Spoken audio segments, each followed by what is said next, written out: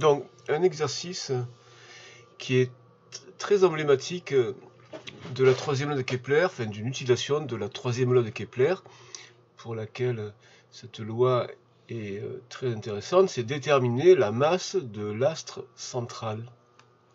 Et donc construire autour du système de Jupiter avec ses 60 et quelques satellites, et particulièrement les 4 qui sont accessibles facilement à l'observation avec un petit instrument, Io, Ganymède, Europe et Callisto.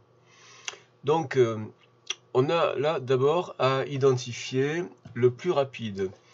Comment est-ce qu'on peut répondre à cette question-là? Eh bien, on a l'expression, donc dans l'exercice là, on n'a qu'un extrait.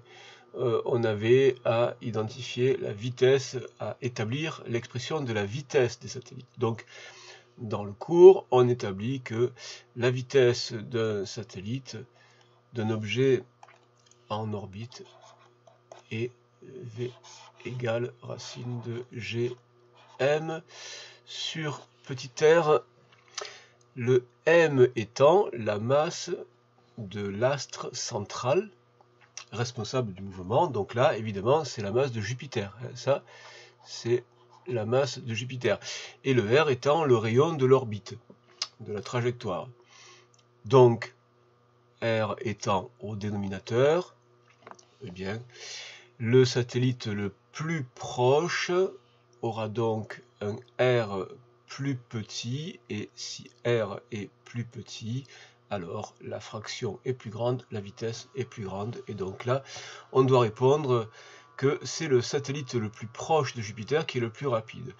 Ensuite, plus léger, plus lourd, eh bien, aucune importance, la masse des satellites ou des objets qui sont en orbite n'intervient pas.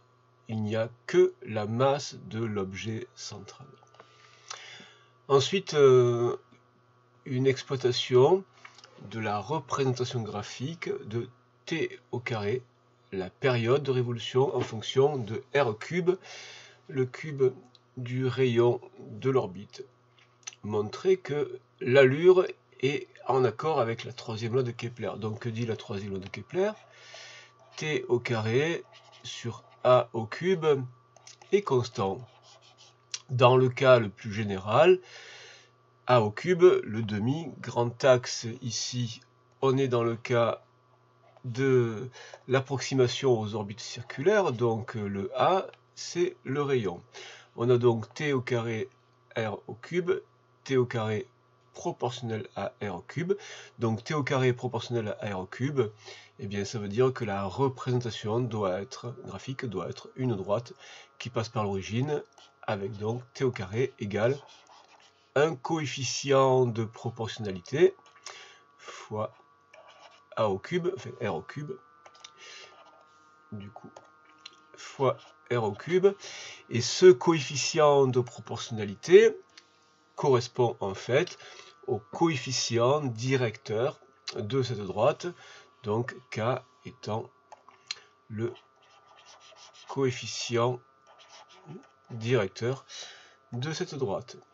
Alors maintenant, eh bien, elle est déjà modélisée, la droite, on a l'équation, on va pouvoir calculer la masse de Jupiter.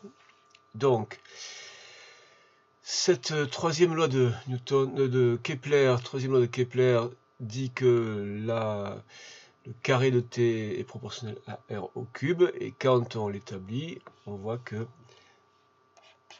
l'expression de ce coefficient de proportionnalité, de ce cas-là, c'est 4 pi carré sur gm, gm étant la masse de Jupiter. La seule masse qui intervient, c'est la masse de Jupiter, c'est la masse de l'astre central. Et donc ce 4 pi carré sur gm, c'est donc le coefficient directeur de cette droite, le coefficient de proportionnalité, coefficient directeur de la droite. Donc on doit exploiter cette relation-là maintenant pour exprimer m. Donc on multiplie par m, on obtient donc 4 pi carré égale km, donc 4 pi carré sur g égale km, masse de Jupiter, et puis ensuite on divise par k, m égale 4 pi carré sur gk. Et donc, on n'a plus qu'à remplacer par les valeurs. 4 pi carré, g c'est 6,67 10 puissance moins 11, et k, le coefficient directeur, coefficient de proportionnalité, il est ici 3,1 10 moins 16, 3,1 10 moins 16, 3,1 10 puissance moins 16, et cela donne 1,9 10 puissance 27 kg. On peut remarquer au passage que le Soleil c'est 2,0 10 puissance 30, et donc Jupiter c'est très très proche de 1 millième du Soleil en masse. La masse de Jupiter c'est 1 millième de la masse du Soleil.